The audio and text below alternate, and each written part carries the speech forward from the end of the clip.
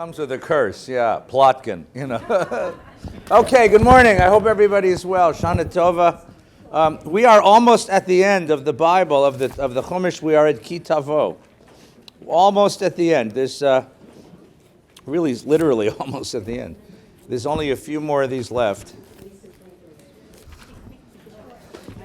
And you get a sense as you're getting to the end of the Torah here that... Good, everybody okay? Come in. Good. Come in. So it's on page 1140.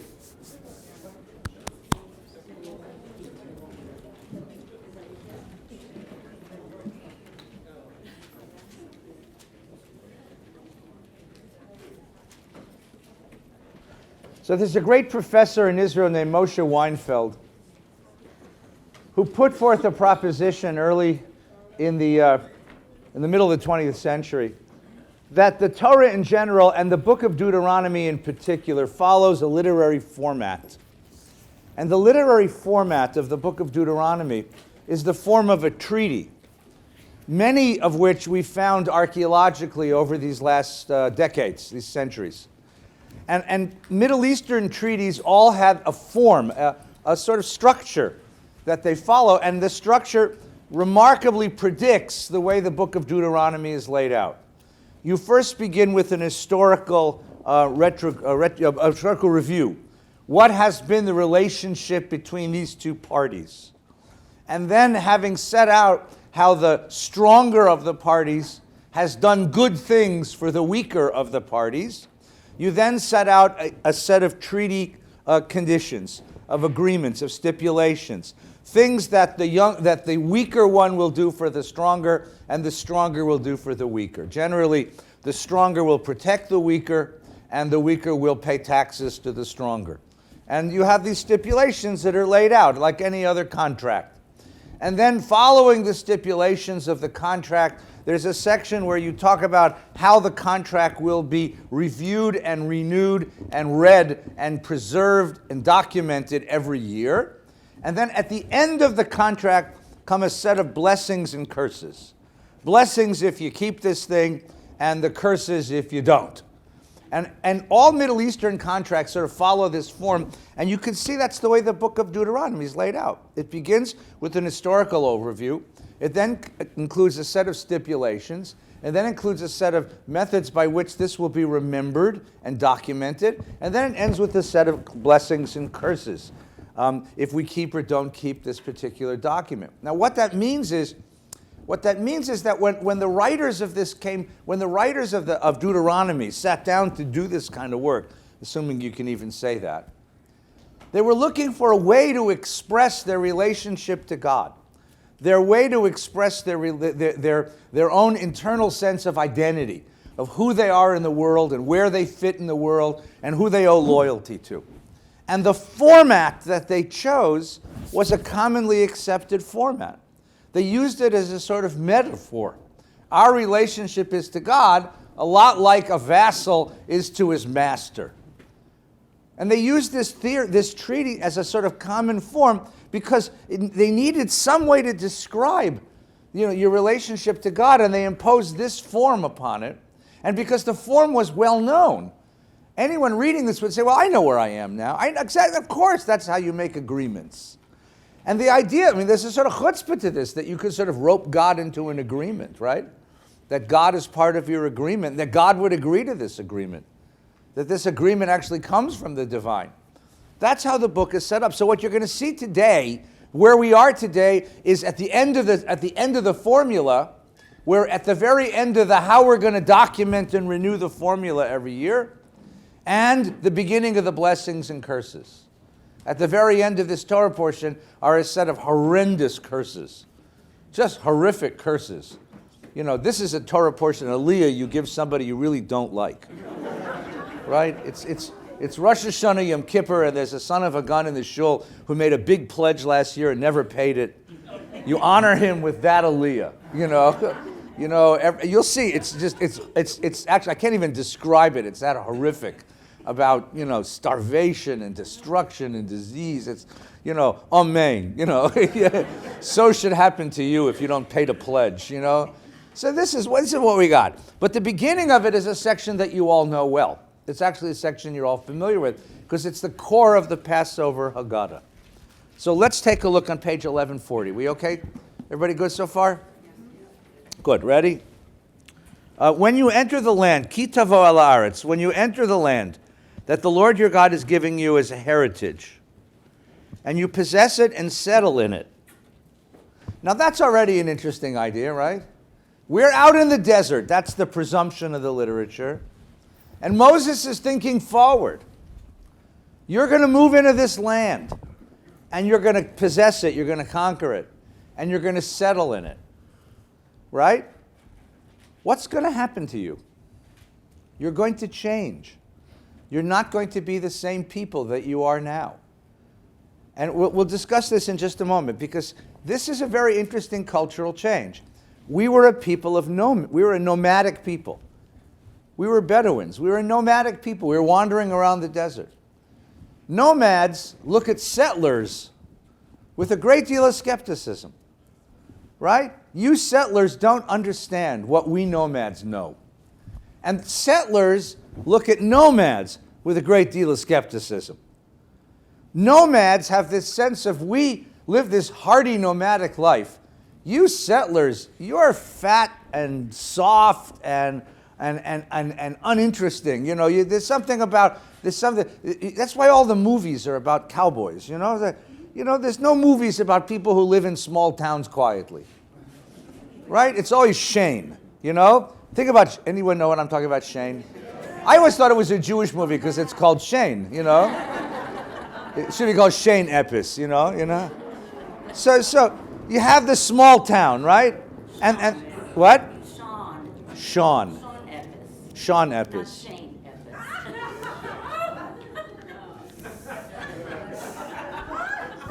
They're going to make another one with an ugly person called Mies, that's it. Don't you think that'd be a better one? Yes. Mieskite. 2000. All right. So, in rides the cowboy, It's always, I wonder, what do these guys do? Like ride around looking for trouble, They Maverick and Paladin, all these guys. When I was a kid, we used to watch cowboy movies, and there's just these guys, they're wanderers. We like wanderers in American culture because we're settlers, and so we romanticize the wanderer. We romanticize the nomad. The nomadic life is not so easy, Taka, but we romanticize it because it seems to be such a more adventurous life, If you're the librarian, or the rabbi, so you romanticize being a gunslinger or a professional basketball player or something. You're the nomad, So this is what we are, nomads, and we're looking forward to becoming settlers. And Moses is worried about what's going to happen to you when you become a settler. You're going to forget what you know. You're going to forget the lessons of the desert. So come back with me. Ready? Right? You shall take some of the first fruits of the soil, which you harvest from the land that the Lord your God is giving you. Put it in a basket and go to the place where the Lord your God will choose to establish his name. Take the first fruits. Because the first fruits, for the settler, the first fruits are the most remarkable. For anybody, the first fruits are the most remarkable. Right? The stuff that first comes out of the ground is this wondrous gift from God. So take that wondrous gift from God, put it in a basket. I was like, why a basket? It says twice the basket. Put it in a basket and bring it to the place that God will choose. Say what? Bags cost extra. Yeah, that's probably why. I wonder how much the basket industry paid him for this. That's what I want to know. So there's going to be one shrine. You're not going to be able to do this any place, but you go to the one place, right? And what do I want you to do? And you shall go to the priest in charge at that time, and you will say to him, right? I acknowledge. It's V'avata al kohen asher Adonai v'amarta, right? Higadati hayom. Higadati hayom from the word Haggadah, right? It says here, I acknowledge, but it's really, I'm telling you this. Higadati hayom, I'm telling you this. I acknowledge before God, the Lord your God, that I have entered the land which the Lord swore to our ancestors to assign to us. This first fruit is a recognition, it is a testimony that the promise was kept, that we actually did settle in the land. the promise of the covenant was kept. The priest shall take the basket from your hand, set it down in front of the altar of the Lord your God, and then you're going to recite as follows. Now, what's amazing about this, if you read the commentary, he points this out. In the book of Leviticus, you have like chapters and chapters and chapters of sacrifices that different people bring under different circumstances for different reasons. In none of those chapters does anybody say anything. If you're bringing a sin offering or a guilt offering or a shlamim, a whole burnt up offering, you don't say anything. You just bring the thing. The worshiper who is bringing the offering has to make a declaration. This is part of the offering. The offering isn't just the fruit.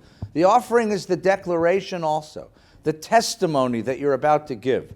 Right? In Baptist churches, they stand up and give testimony. We actually invented this idea. I think it's a great idea. I think someone should get up and give testimony, Glory, hallelujah.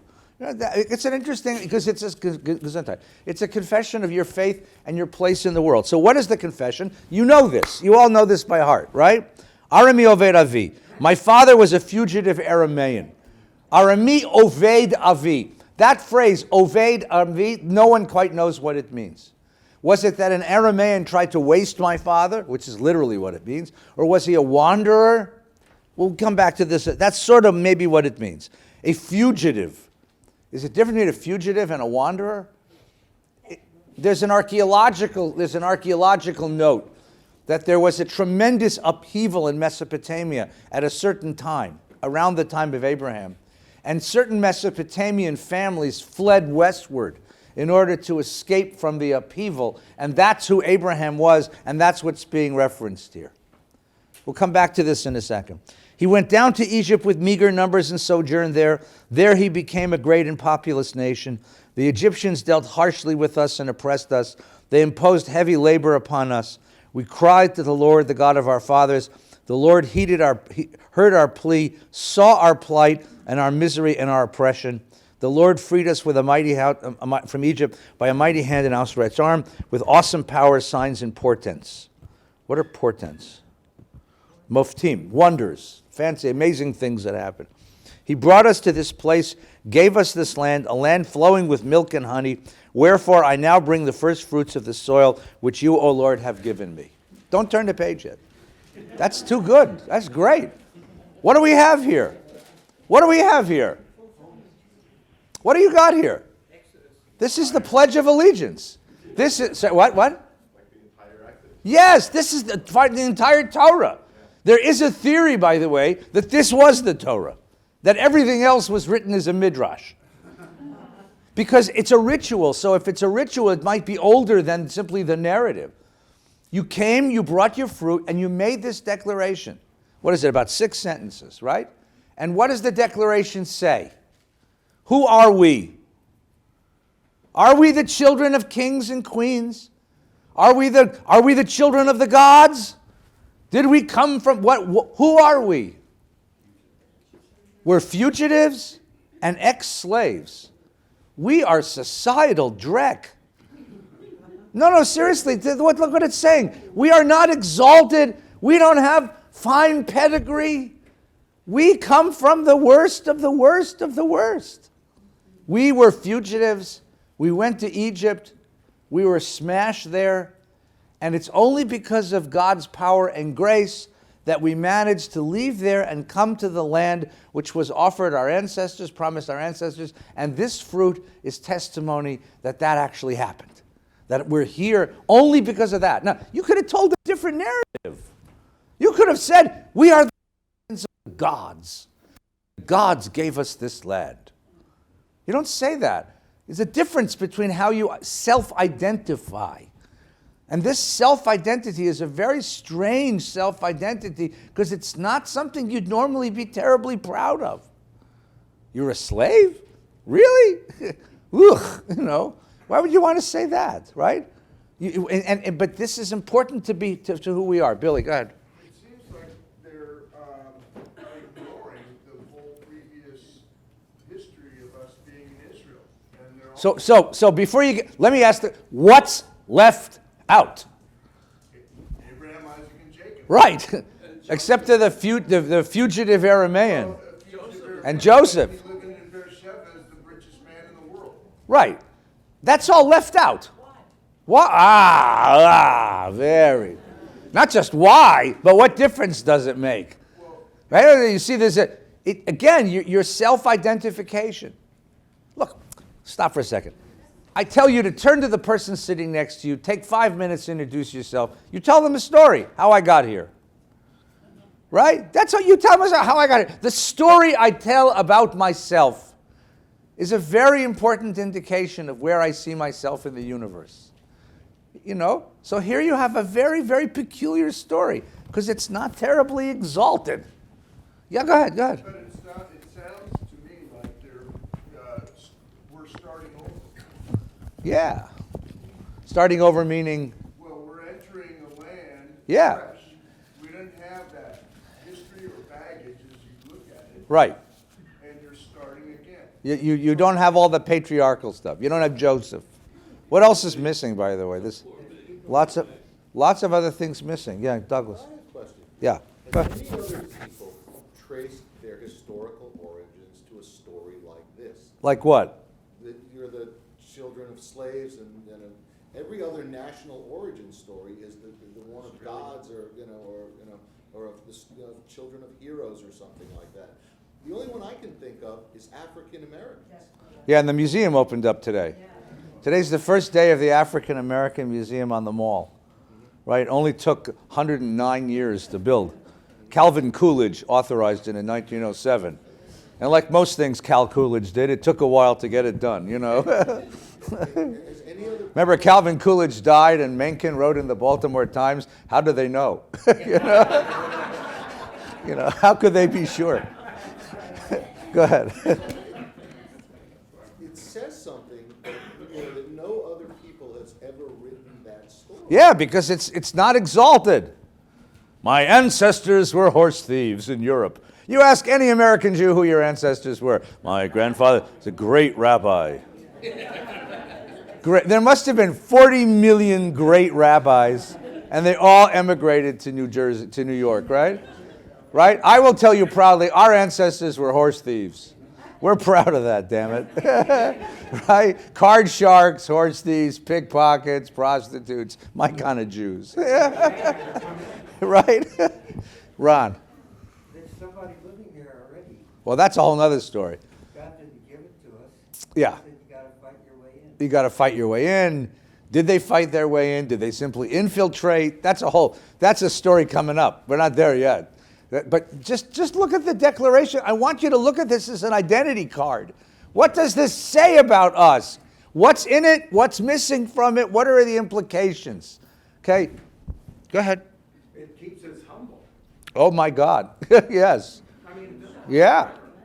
You're not children of gods. You're children of schleppers, right? and the other thing that seems to be missing when we bring things to the shrine, Yeah. it doesn't mention who gets it, the poor, the. We're going to get to that. That's coming next, actually. Not to turn the page. I know.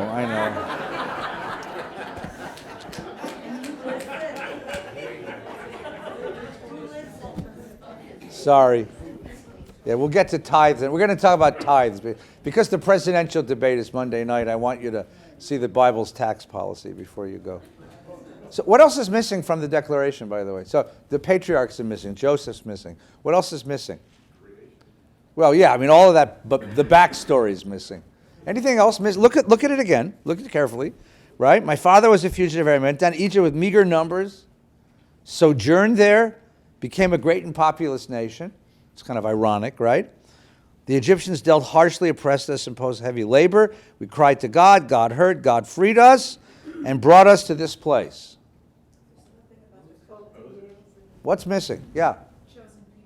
Yeah, specifically what event? Sinai. Mount Sinai. You all remember Mount Sinai? Not the cemetery, the real place, okay? What happened at Mount Sinai?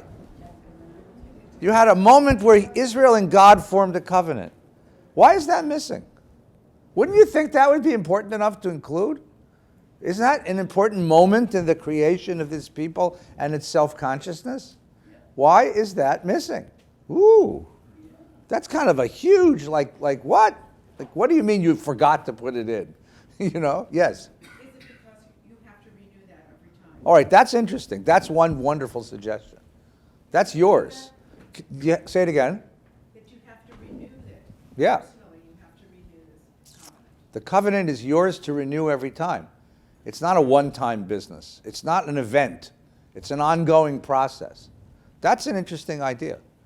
That's one suggestion. That's an interesting suggestion. Go ahead, Jer. Well, also, there's no mention of Moses in the current. Yeah. Do you notice that there's anybody? Moses isn't there. Yeah.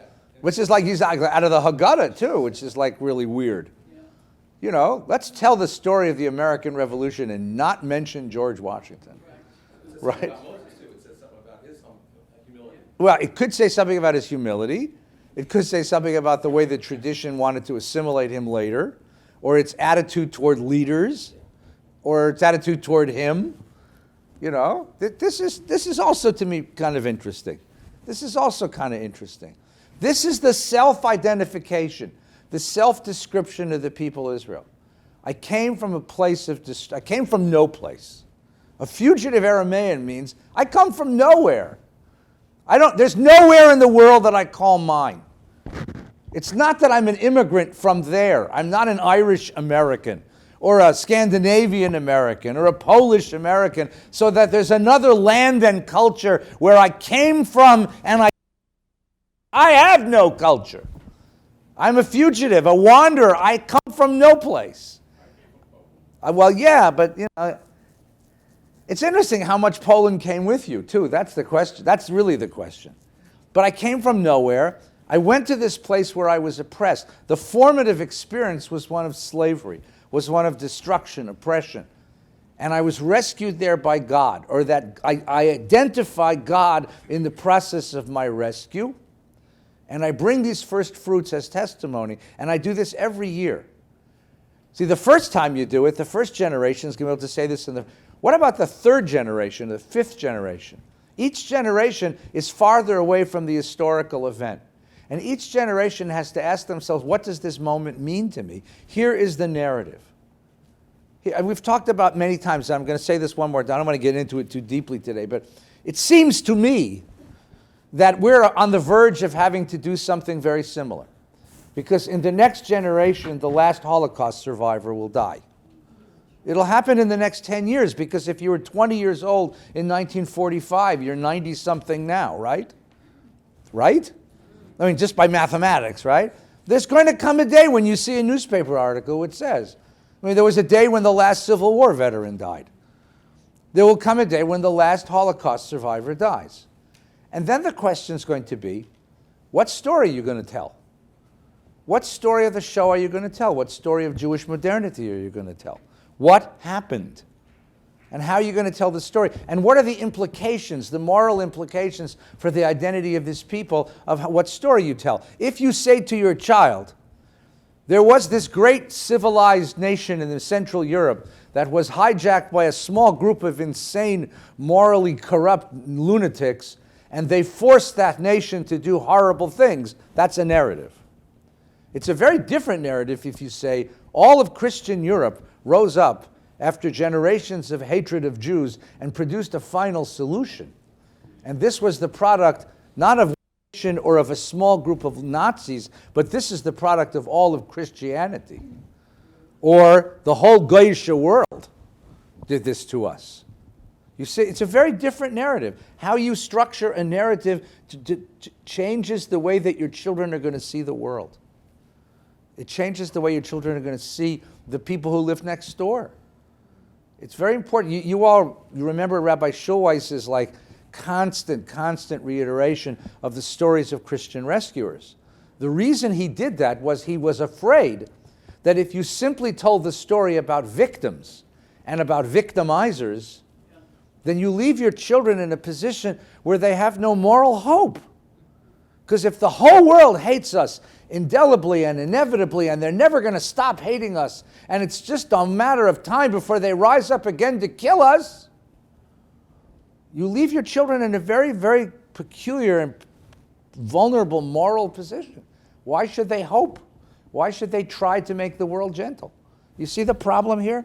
how you tell the story changes the perspective on the kids that you raise, on the generation that you raise. So the question that Moses is dealing with, or the book of Deuteronomy is dealing with, is how do we tell the story of our past so that it gives us the people we want to become? How do you tell the story of our past so that we end up with a generation of children? So the idea here is to tell them this story so that we become the people we want to become. Now, you can turn the page. What do you do with the fruit? What do you do with the fruit? Ready?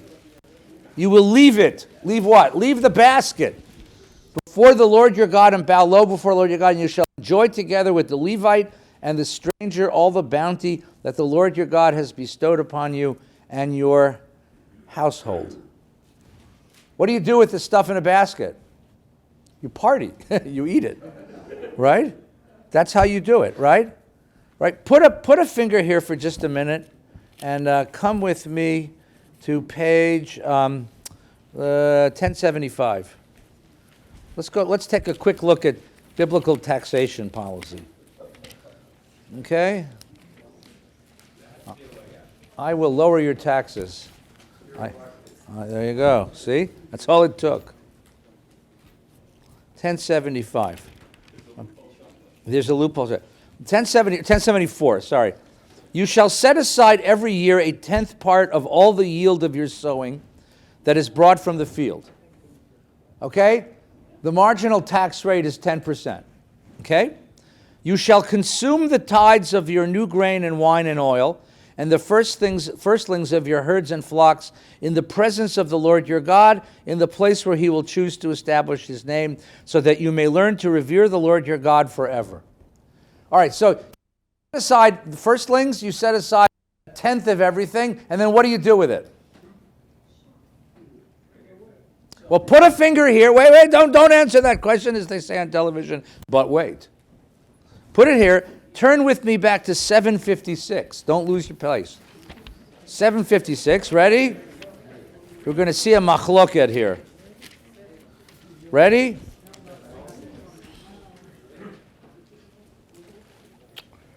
Page 756, which is Leviticus 27, verse 30, the last paragraph.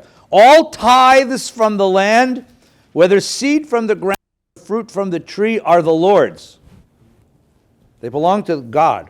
They are holy to the Lord, which means they have to be given to the temple, the shrine, right? If anyone wishes to redeem any of his tithes, you can get the stuff back. You just have to add a fifth to it. All the tithes of the herds of the flocks. If there's a particular cow that's part of the tithe, you can get him back if you add a fifth of the value and pay him the value of the thing, and you can get it back. Okay? So you can get a fifth of it back, okay? So the first law, Leviticus says, take a tenth of everything you got and give it to the shrine. Give it to the shrine. It goes to it's your tax that's paid to the community for the upkeep of the sacred precinct. So far, so good? Okay? Now look at Deuteronomy. We have an argument here. Deuteronomy says, no, that's not what I want you to do. What I want you to do is take a tenth, take it to Jerusalem, go to the altar in Jerusalem, and eat it there. The difference is who eats it. This may sound really strange and arcane, but it's an important change in the law. Who eats it? You do. You do. Deuteronomy's idea is the tithe belongs to God, but you get to consume it. As long as you do it in Jerusalem as part of a sacred festival. By the way, when do you do this? It doesn't say. It doesn't say. It doesn't say April 15th. I looked. You'd think it would say October 15th, right? Can you file an extension? You know. So the Levitical idea was pay your taxes to the sacred precinct. Deuteronomy comes along and says, no, you take it to the temple, and you eat it there as a celebration there in Jerusalem. Okay? Now, this must have done wonders for the economy of Jerusalem, because it means that thousands and thousands of Jewish families are coming to the town, right, bringing wealth, bringing food. Must have done wonders for the economy of Jerusalem. But it doesn't do wonders for the temple. The temple is going to have a different maintenance, because this doesn't support the temple. You get to eat it. So there's one more law. Here's the third law, right? And that's back where we started. Are everybody okay so far? 1142.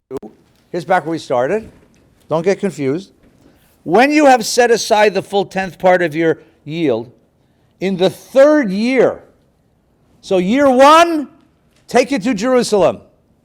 Year 2, take it to Jerusalem. What happens in year 3? Watch.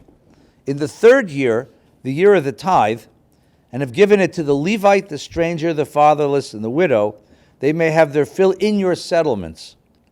You shall declare before the Lord your God, I have cleared out of the consecrated portion from the house, and I've given it to the Levite, the stranger, the fatherless, and the widow, just as you commanded me. I neither transgressed or neglected it. I have not eaten it while in mourning, etc. First year you go to Leviticus says you give it to the temple. Deuteronomy says no, you bring it to the temple, but you eat it at the temple.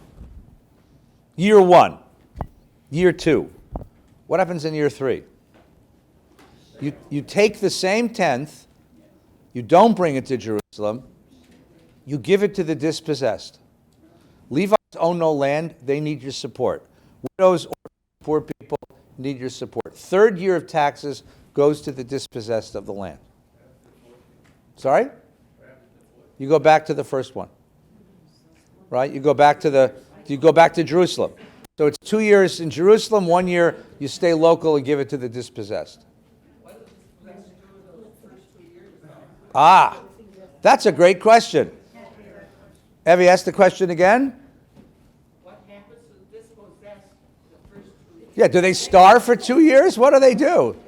This is an interesting question, right? They freeze it and then They freeze it. That's why the word basket actually means freezer bags. It doesn't mean literally a basket. It's actually freezer bags. Yes, the place that God will choose. The place that God will choose. What? Later it became Jerusalem. So the theory is that Deuteronomy is the result of a reform movement with a capital R, right? Or a small r. There was a move, the movement was Josiah's movement, and the idea was to centralize worship. Up until Josiah, which is in the 7th century BCE, you could eat at any sacred place. There were sacred places all over the place. Under Josiah, we centralized all the worship in Jerusalem. And what's being told is you have to bring it to Jerusalem and you have to eat it there. So there was a centralization of worship. There was also a de-emphasis on the temple. That Deuteronomy is largely the product of a movement that had some suspicion about the temple. And so the idea is you eat it, not that you don't pay it to the temple, you get to eat it. But you also have to take a third of it, in the third year, it goes to the poor. And the question that Evie asks is, well, what do the poor do the other 2 years? So then you have an idea that this was never really practiced, because that doesn't make any sense. What are the poor? They can't freeze it. What do you do the other 2? And so that there must have been some other kind of system of splitting tithes between the dispossessed of the land and the community and the sacred shrine. There's a big debate in the Talmud and a big debate among modern scholars about how this system actually worked. Yes, please. Well, maybe in the first 2 years, the temple, the government, doesn't spread the wealth out to the people. The third year, now it becomes your responsibility individually to take care of it. See, that's a very nice theory. So the first 2 years, the government offers welfare and help and assistance, and you do it the third year, right? That's a very interesting idea. Yeah, sure. Is everyone on the same cycle, or are there people who are different? Oh, that's another good question. And remember, there's 2 other cycles that this has to fit into, right? There's a 7-year cycle. In the 7th year, right, you have to let your fields go fallow. So in the 7th year, nobody brings anything to anybody, right? In the 7th year, the poor have equal access to your fields. So that you get year 1, 2, 3, year 1, 2, 3, year 7. You see how that, and then in the 50th year, goes nuts. It goes, right? So this becomes very complicated. But you see what they're playing with here. What do I owe the community? What do I owe the poor? What do I owe God? How does this work? Okay? Yes, please. We're talking about the first fruits of the land now. Tithe is not the first fruits. The first fruits we just saw. You bring that every year to the temple and you eat it there at the temple. The tithe is not first fruits. The tithe is your taxes. But if the taxes, but don't you supposed to leave like a corner of your land? That's a whole other thing. Then you have to leave a corner of the land for the poor. You have to leave the droppings, the lekets to the poor. But that's the way that they maintain it in between. That could be a way to make it in between. But then why would you give them the 10th and the 3rd year? You see, if that's enough for them, why do you have to give them any more? Because that may not be enough. All right, Dari, there you go. So see this. You see what? See now you're starting to think like a biblical tax lawyer. Right? That's a biblical tax law. All right, one more look at this. Then I want to go back to the narrative. What do settlers know that nomads need to learn, and what do nomads know that settlers need to learn? This is a text for settlers, right? This is a text for settlers. And it says, because you have a farm, and you're farming the land. And you have to bring it every year to God. And there's something that nomads are worried about settlers, and there's something that settlers are worried about nomads. Let's take a look backwards in the Torah for a moment. Look at 1041. It's 8:11. It's page 1041, it's chapter 8, verse 11. Okay? This is a marvelous piece of text. And you'll see 1041. Verse 11. You see it? Hishamer lecha. Be careful. Hishamer lecha. It says take care, but it's stronger than that. It's be on guard. Be careful. Lest you forget the Lord your God and fail to keep his commandments, his rules and his laws, which I enjoin you this day today. When you have eaten your fill and have built fine houses to live in. Now you would think it would be the other way around, that first you build the house and then you eat. But this is better, because you'll build a small house, invest some of the money, and eventually you'll end up with a really nice house. Here you are living in Encino, Beverly Park, Bel Air, Truesdale, right? When you have eaten your fill and have built fine houses to live in, and your herds and flocks have multiplied, and your silver and gold have increased, and everything you own has prospered, beware lest your heart grow haughty. Right? V'ram levavcha. Ram means to lift up. Your heart's going to be uplifted. It's going to be high. Right? Lest your heart grow haughty, and you forget the Lord your God, who freed you from the land of Egypt, the house of bondage, who led you through the great and terrible wilderness with its serpents and scorpions, a parched land with no water in it, who brought forth water for you from flinty rock, who fed you in the wilderness with manna which your fathers had never known, in order to test you by hardships, only to benefit you in the end. And you say to yourself, "Ah, am I a winner? Am I something?" You say to yourself, what? My own power and the might of my own hand have won this wealth for me. Remember that it's the Lord your God who gives you the power to get wealth. In fulfillment of the covenant he made on oath with your fathers, as is still the case.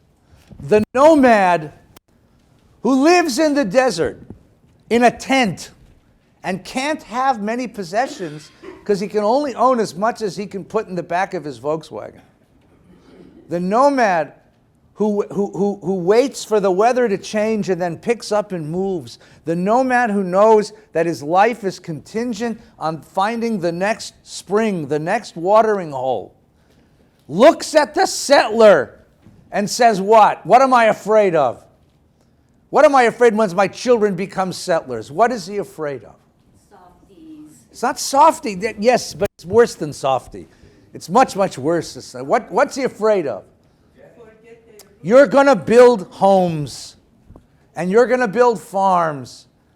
You're going to build the structures of settled civilization, and you're going to pretend this is the world.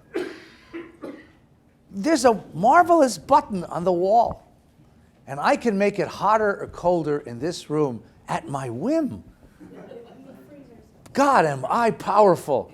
I control the conditions of my existence, and the world obeys my commandments. I am God. I'm God. Look, I'm a winner. Because I'm so powerful, I'm so smart, I'm so good. The nomad looks at the settler and says, you arrogant schmuck, you control nothing. What do you control? Right? We're going to say a prayer next week. It's the prayer that gives you the willies, gives you that shiver, right? Rosh Hashanah yechatevun, Yom Tzom Kippur yechatemun. On Rosh Hashanah, it's written down, and on Yom Kippur, it's sealed.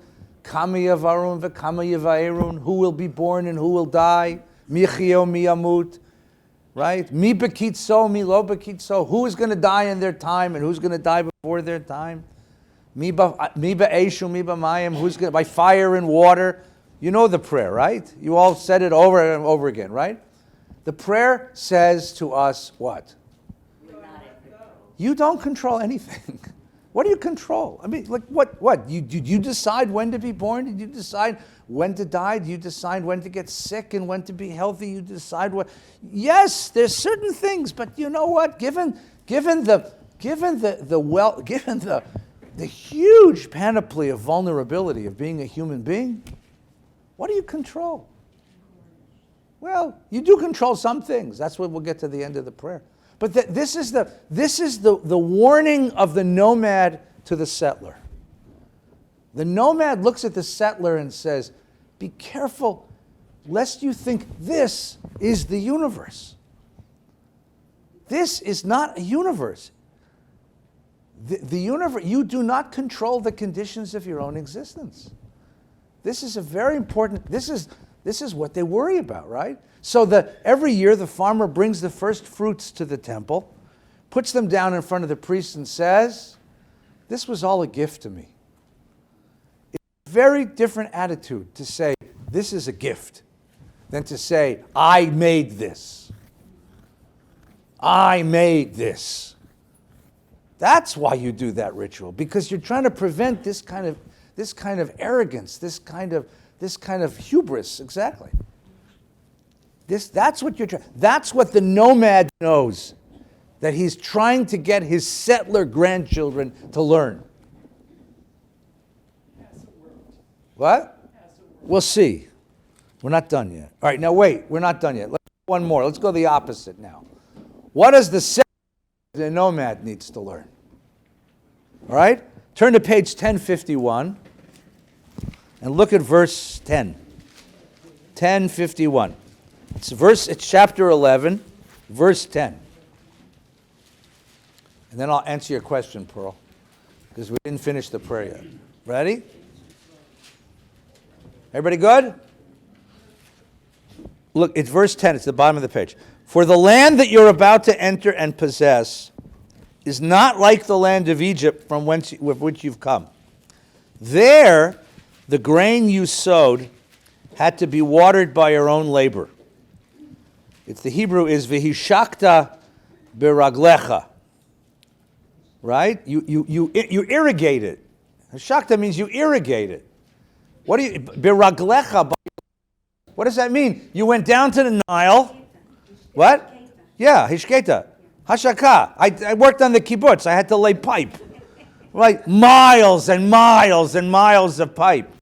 Why some kibbutznik sat on the tractor, smoking hashish, He said, Yitzchak, תעשה את זה ותגיד לילדים האמריקאים לעשות את זה, אבל ישר, לא ככה crooked, כזה, ישר, I said, okay, you're Achmiel, you stay and do the hashish, and I'll lay the pipe.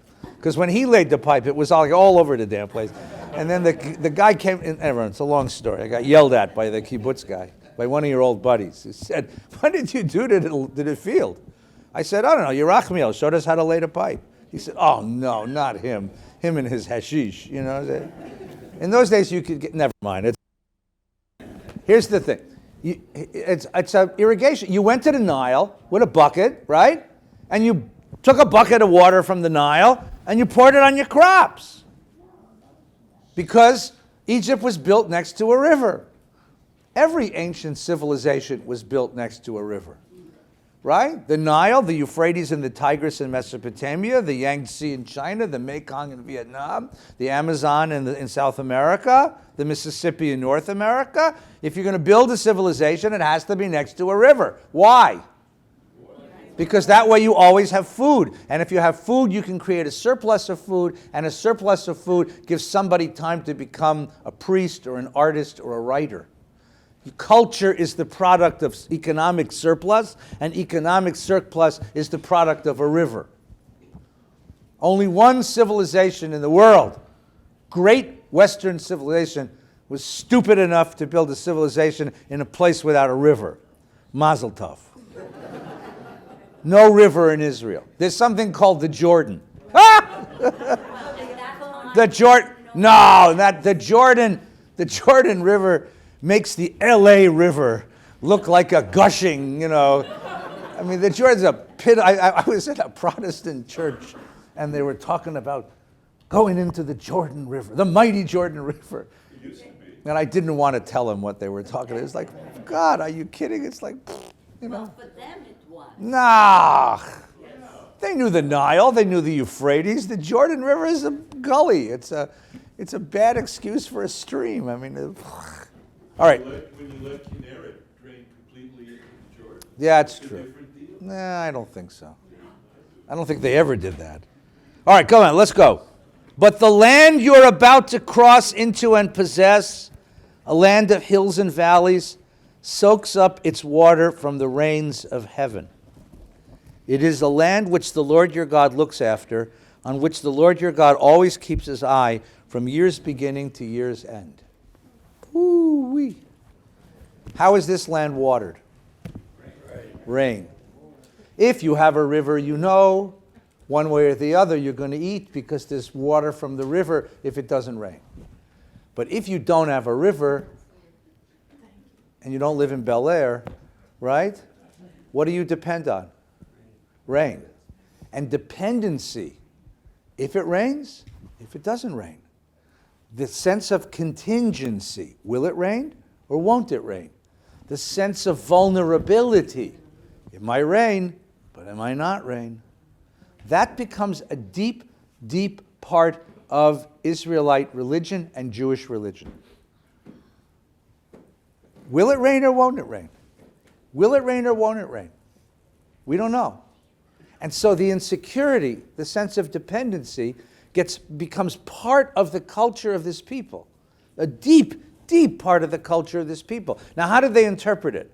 They didn't know meteorology, right? They didn't know Channel 7's Doppler radar. They thought it had to do with God, and they thought it had to do with their adherence to the covenant. So this notion that God watches over the land.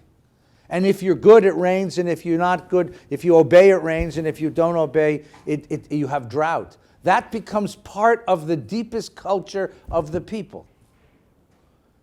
That becomes part of Jewish culture, which is the motivation for this whole set of holidays. Because this whole set of holidays that we're about to begin fall out exactly on the seam line, the dividing line between the dry season and the wet season. The dry season is coming to an end, and the wet season presumably is about to begin. And we don't know if it's going to rain. And we're worried about it being raining. So what do we better do? We better repent. You better change. You better show God that you're worthy of the blessing of rain. Otherwise it might not rain. And so there's a tremendous amount of insecurity. There's a great amount of insecurity and a sense of dependence in these holidays. In Rosh Hashanah, and then 10 days later in Yom Kippur.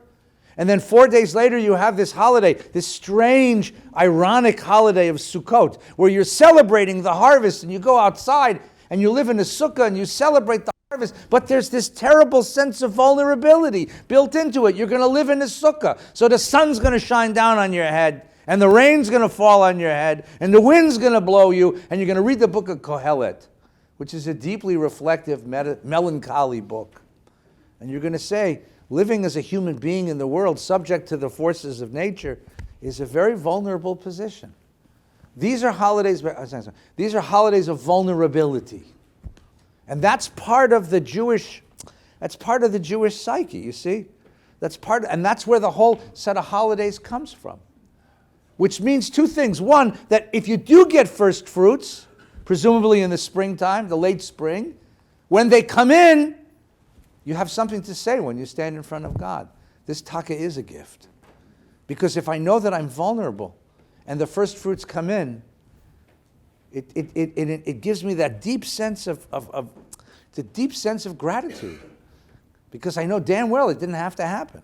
And it might not have happened. That gives you the ethos, or the pathos rather, the feeling of this declaration. Right? That's part of it. That's part of it. This is what the settler knows that the nomad doesn't know. Nomad doesn't get rain, he picks up and he moves.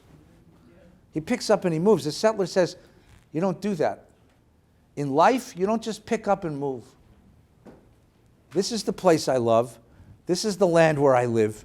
These are the people I care for. This is the community I've built. I'm staying, rain or shine. And the sense of I'm staying, rain or shine, but I'm going to live with the vulnerability of being a human being in a world that's not assured. That's what the settler knows that the nomad doesn't know. Papa. Now, isn't that the beginning of fundamentalism and radical fundamentalism? Yeah. I have to make sure I'm good, but I got to make sure you're good too. Oh, it's even better than that. This is how you get people to give large contributions to the synagogue. Because there's only really one way to assure prosperity this year, Brother Dove, and that's to make sure that the rabbi is living real well. Now, I saw the rabbi the other day, and he was walking the synagogue, and his suit was a little tattered, and his shoes were a little worn, and I think he deserves a fine new suit of clothes. Don't you think so, too? You think that he would stand in front of the Lord for all of us in a tattered suit? No! He deserves something nicer. So, Brother Dove, I want you to make sure that the rabbi is looking fine this Yom Tov, right? Right? Serve the shepherd. Serve the flock. Amen, brother. And that car that he's driving, why should the preacher be driving a Toyota? The Lord wanted him to have a Cadillac, right? It's written in the scripture. You see, you're right. But it's the fundamental is, I'll tell you where it comes. It's a fear. There's a fear to what if it doesn't rain? There's a fear and a sense of vulnerability, the riskiness of this, right? The riskiness of this. So, what you get here is the text we're reading about take the first fruits. This is the meeting point between settlers and nomads.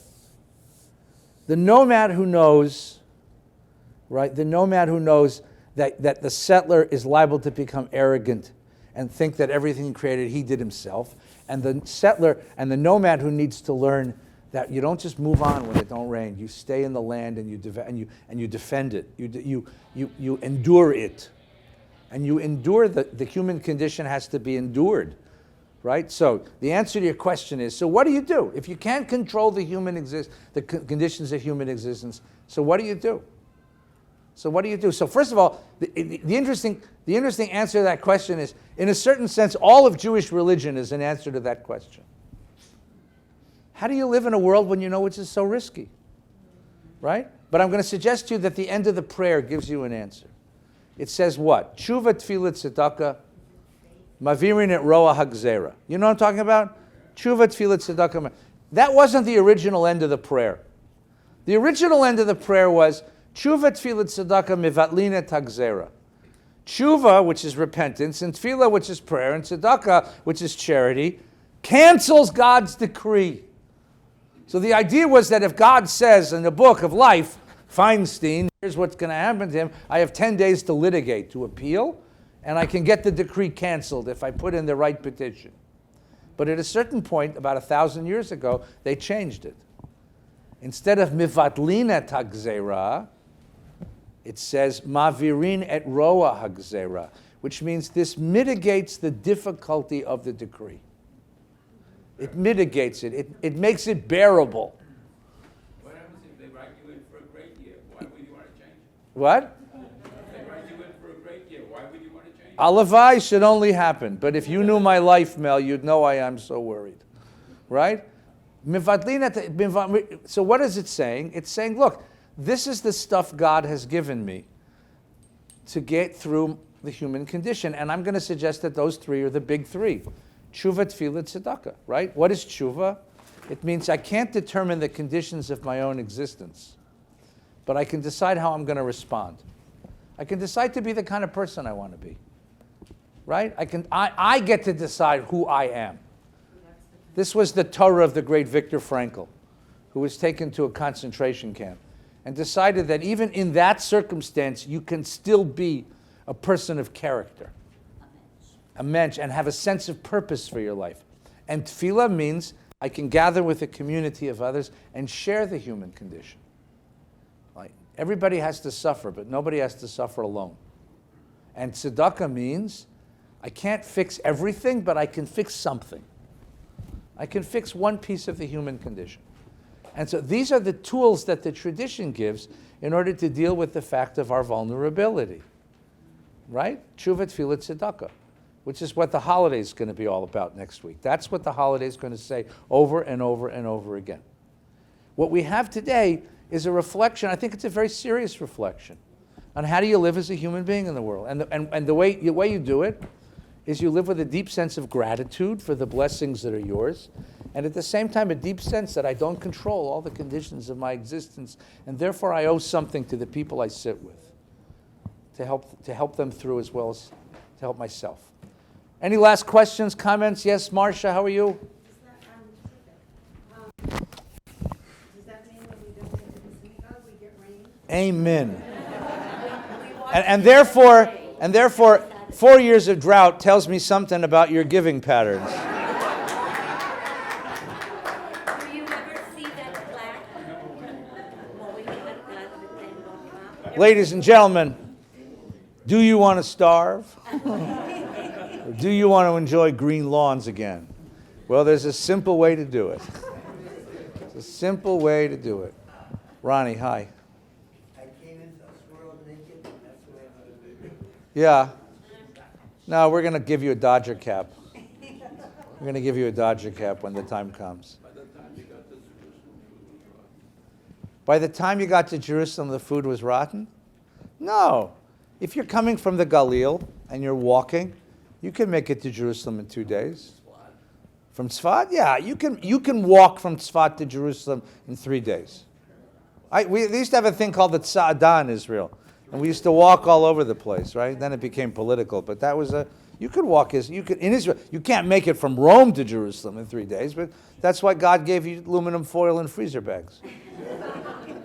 You're allowed to change them into money. You're allowed to change the tithe into money and bring the money to Jerusalem. And then in Jerusalem, and buy the fresh fruit there, right? Which has got to be great for the economy of Jerusalem. Right? The restaurants are good in Jerusalem. No, you can change it. The first fruits, yes, but the tithe you're allowed to change into money, put on your American Express card and charge it when you get there. Right? Or put it in traveler's checks. You know, that kind of. Well, that was the idea.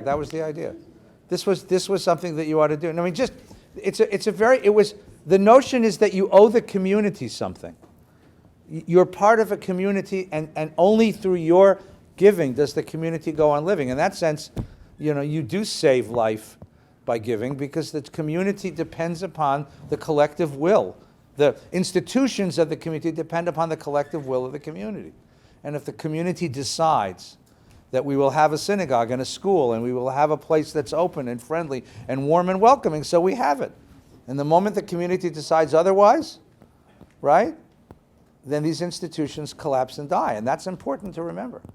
That's my appeal this year. You just heard it, so take out your pledge cards. Right? The great joke is, we have good news and bad news. The good news is everything we need to support the community is in this room. The bad news, it's still in your wallet, right? So what can we do about that, ladies and gentlemen? All right, let's have a good Shabbos. Take good care.